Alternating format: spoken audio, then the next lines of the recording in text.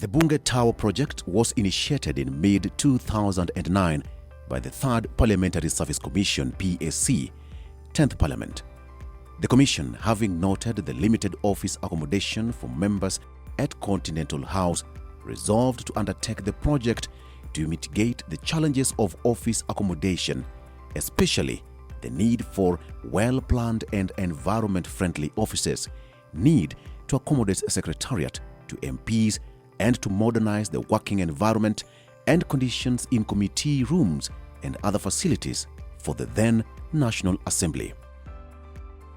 Under our 2010 Constitution and the Constitution before, Parliament is mandated to provide services to members of Parliament and staff, and it's in that regard that the Parliamentary Service Commission was set up.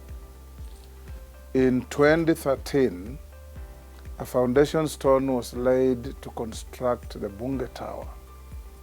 It has taken time, it has taken resources, it has taken some pain, it has taken some pleasures, but finally, in the 13th Parliament, the Bunge Tower is here and complete. Our President, Dr. William Samoei Ruto, has graciously honored the invitation by Parliamentary Service Commission to officially open the Bunge Tower and add to the beauty of Nairobi skyline, add to the beauty of the high-rise structures of Nairobi, and above all, enable Parliament to enhance its work by giving our members of both houses, the National Assembly and the Senate, and our staff, facilities that will make them work even better. Step back in time with us as we journey through the rich history of Kenya's Parliament. A journey marked by resilience, evolution, and the relentless pursuit of democratic ideals. From humble beginnings to the modern chambers that stand as symbols of progress, join us as we explore the transformative journey of Kenya's legislative landscape. Our journey commences in the year 1907 with the inauguration of the Legislative Council in a modest corrugated iron sheet building along White House Road, now known as Haile Selassie Avenue. Over the ensuing decade, the Legislative Council expanded in membership and mandate, mirroring the growing aspirations of Kenya's diverse populace.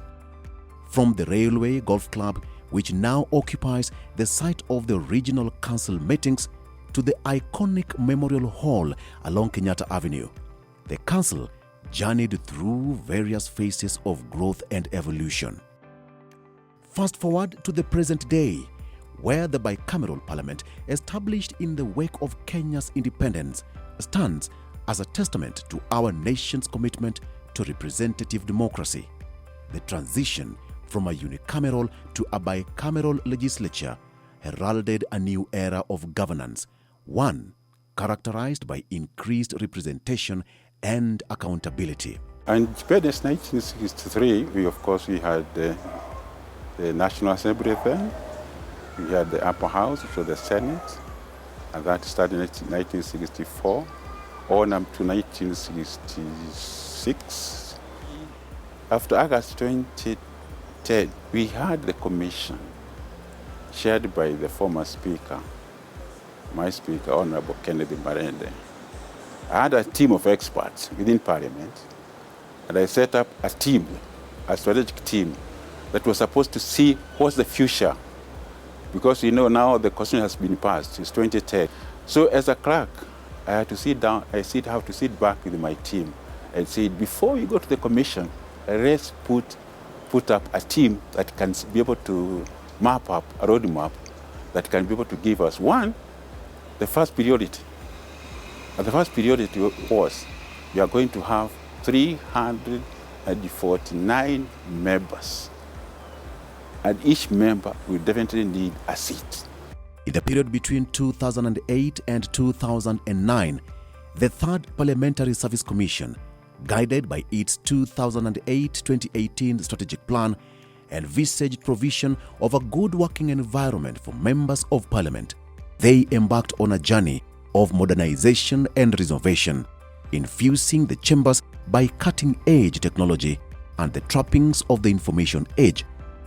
The refurbished chambers, unveiled on August 7, 2012, comfortable working environment and seats in the chamber that could support the long sittings, boasted digital congress systems, electronic voting mechanisms, and state-of-the-art broadcast equipment, an embodiment of our commitment to transparency and efficiency.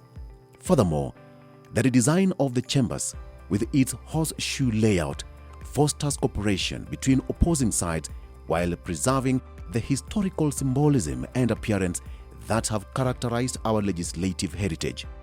It was during this same time that the Bunge Tower was conceptualized. This project was conceived in the 10th Parliament.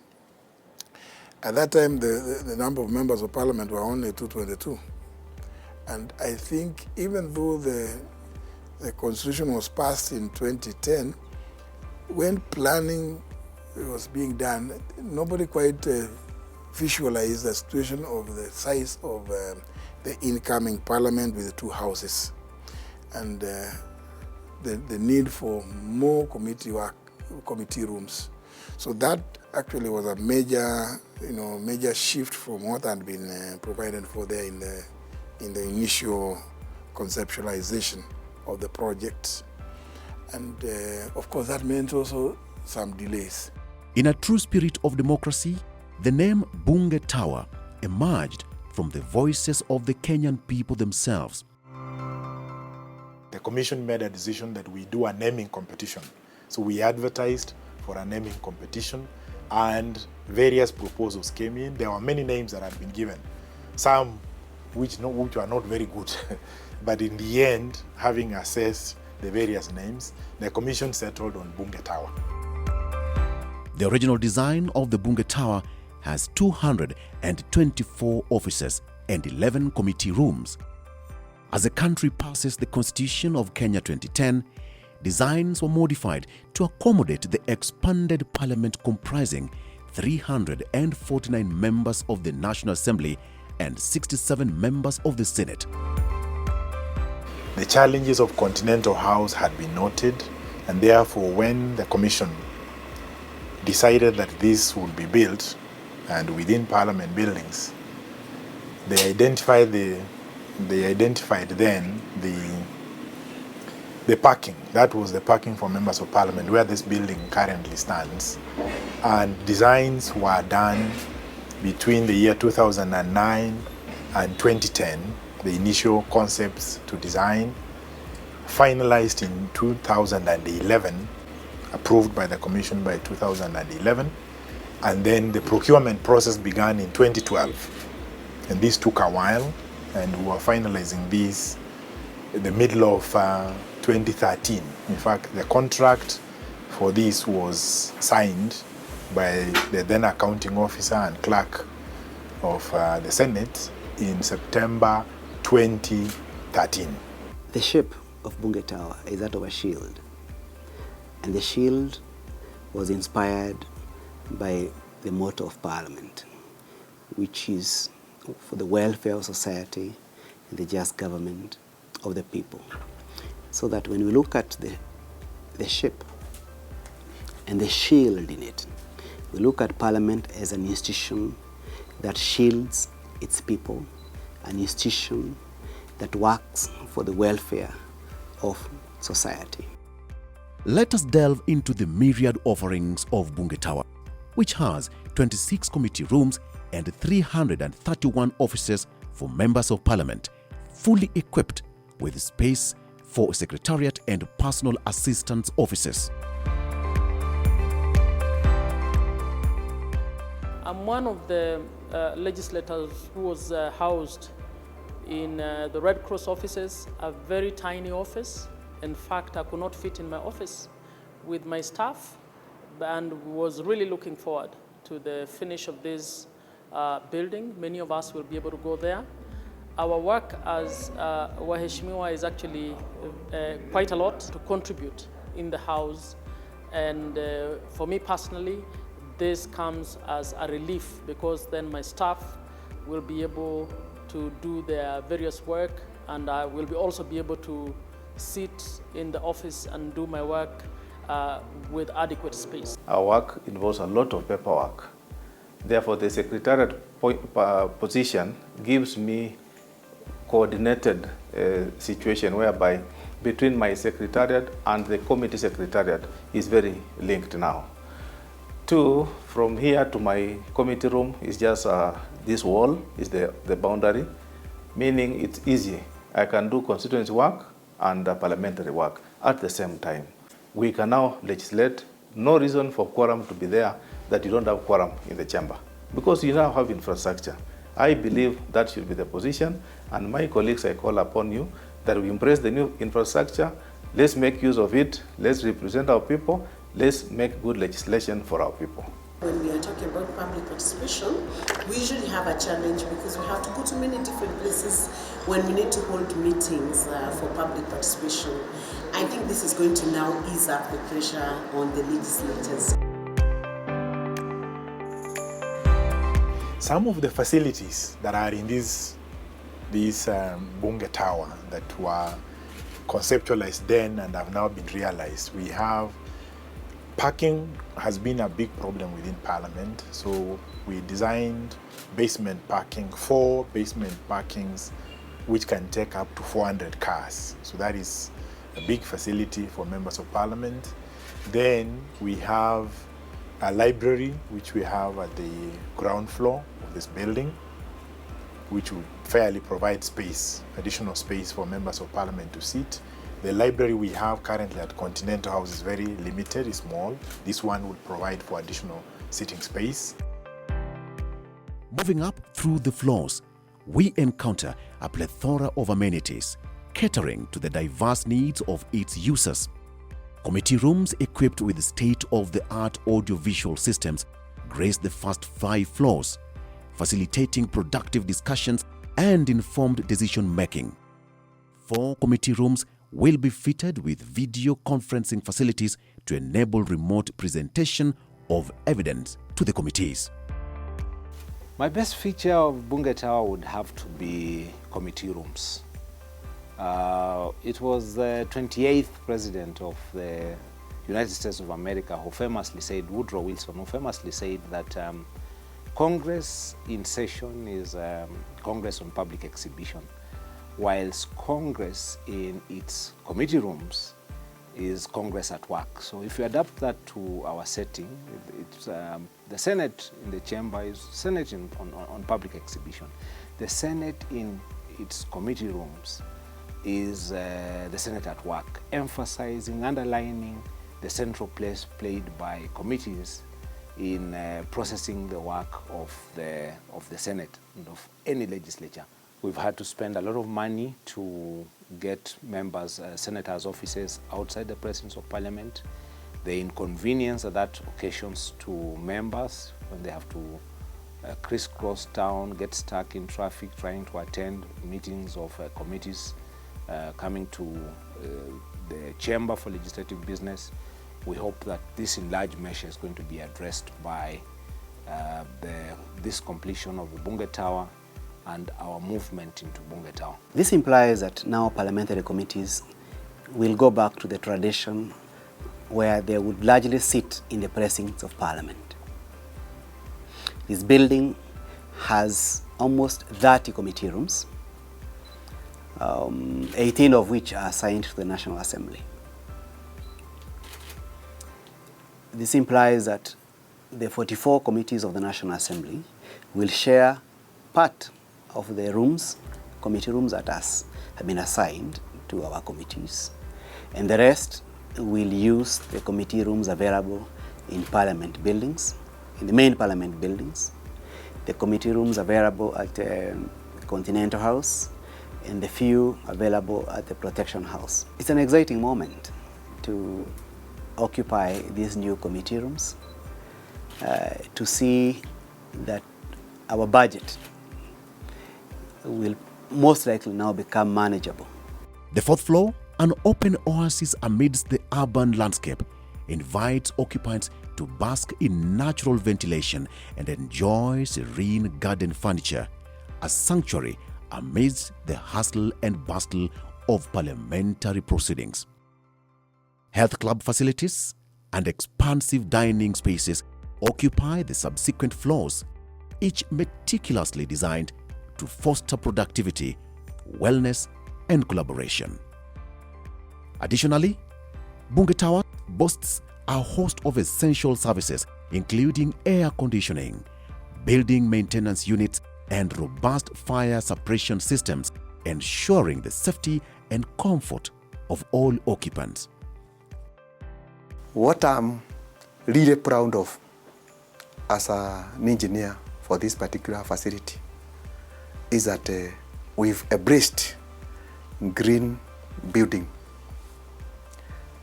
Green building in terms of energy efficiency systems. We've done the building maintenance, building management systems to actually monitor all operations of the electrical and mechanical equipment. Two, we've embraced the installation of energy saving light fittings, LED fittings. We've also installed motion sensor operated lighting systems in all the common areas, including the parking spaces and offices. We've also done solar water heating. We've also done harvesting of storm water, which is harvested, stored in tanks, treated, and reused in our installations. Moreover, accessibility features such as wheelchair ramps and dedicated VIP circulation areas underscore Bunge Tower's commitment to inclusivity and equal opportunity for all. Additionally, an underground vehicular and pedestrian tunnel connects the chambers to the MP's offices at Bunge Tower. This strategic addition minimizes the risk of accidents while crossing the road, prioritizing the safety of all occupants and visitors alike. Open to all, this tunnel exemplifies our dedication to fostering a secure and accessible environment for everyone. The vision for Bunge Tower, a fostering symbol of democracy, standing 27 stories tall, was ambitious but faced numerous challenges along the way. From a necessity to revise the initial designs to accommodate the bicameral parliament, inadequate budgetary allocation, litigation at procurement stage, the long arbitration process, unexpected engineering complications at the beginning of the construction, to disputes over delay of payments leading to additional constructual penalty costs, and claims occasioned by extensions of time, the project encountered its fair share of obstacles. The project was managed by the State Department of Public Works. Major challenges were contractual issues. It's actually a huge project where one contractor was procured to do the main works, the general works. That is China Jiangxi International. And that building comprises so many specialist works, both electrical engineering works and mechanical engineering works. Now, each of those works were contracted to various specialist contractors to do each and every trend. In total, there were 13. Now, harmonizing those 13 subcontracts, all of them signed contracts with the main contractor to be managed by him. Some of the subcontractors had challenges because all of them are local. And the majority of their challenges was mainly financial issues because the quantum of the work is quite huge, and what was required to, in terms of finances, was quite high amounts. So some of them were facing challenges. So there were so many delays. Despite these challenges, the resilience and determination of our engineers, project teams, and the Parliamentary Service Commission prevailed. Through their unwavering commitment, every hurdle was overcome, ultimately leading to the realization of this monumental achievement. When I was given the opportunity to become the Speaker of the National Assembly of Kenya in the 13th Parliament through an election, having been in this Parliament for these many years, my target was to finish this Bunge Tower. Together with members of the PSC, the Parliamentary Service Commission, we embarked on a journey of regular meetings, regular inspections.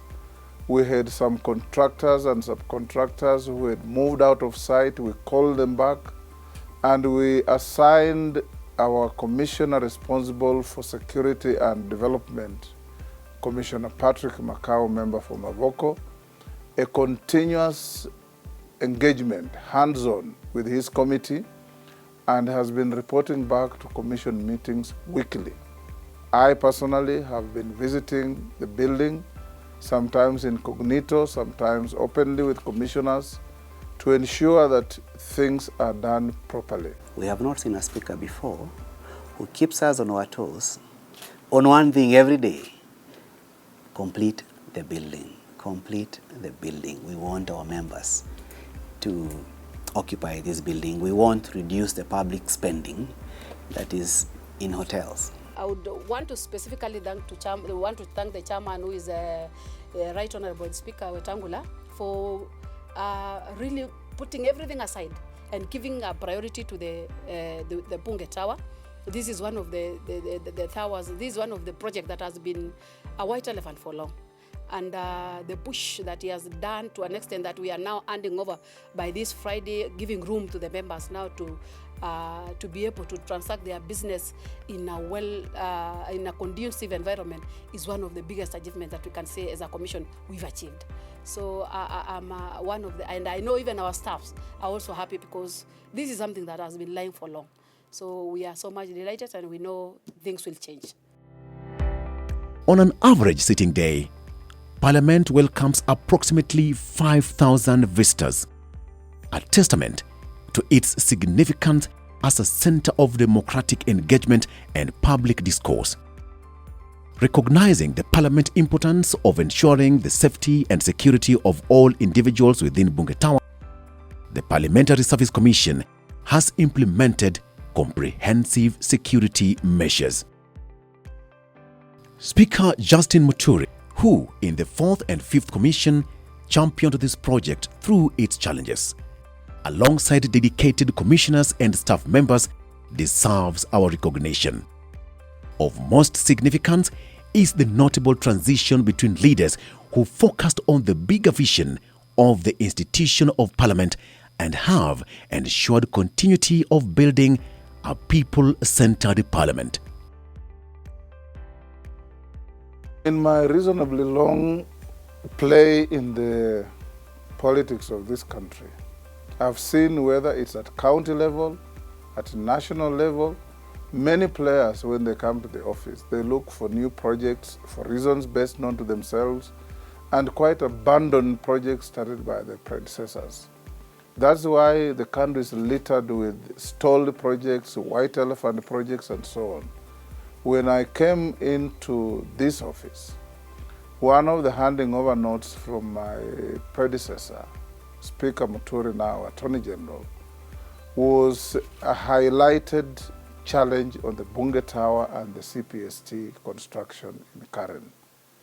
I have, in my tenure, not conceived or started any new project, and I've told the commissioners we shall not do so until these major projects are done, because these are projects that have got a direct bearing on the performance of our members, have a direct bearing on the image of Parliament, and have a direct bearing on the office of the Speaker, past, present, and future. We must acknowledge the journey that brought us to this moment. A journey marked by challenges and obstacles. In the past, the Parliamentary Service Commission faced funding challenges, which resulted in delays in the completion of this monumental project. However, under President Ruto's visionary leadership, a new era of determination and commitment was ushered in. Recognizing the vital importance of Bunge Tower to both members of Parliament and the public, President Ruto prioritized the allocation of resources towards its completion. Our president is also a former member of this house, and he knows the history of this tower. He knows the journey we have walked, and therefore it has not been difficult for us to appraise him on the progress. In fact, he has been very keen to know how far we have gone with the tower, whether there are any constraints that can require his attention, and whether there is any positive reactions he can give us to have the tower reach where we are. Thank you, Mr. President, for the support you have given to Parliament and particularly the PSC to get to where we are. And so, as we gaze upon the towering silhouette of Bunge Tower, let us remember the journey that brought us here, a journey marked by challenges overcome, dreams realized, and a steadfast commitment to the values that define us as Kenyans. Bunge Tower, a monument to democracy, progress, and the enduring spirit of the Kenyan people.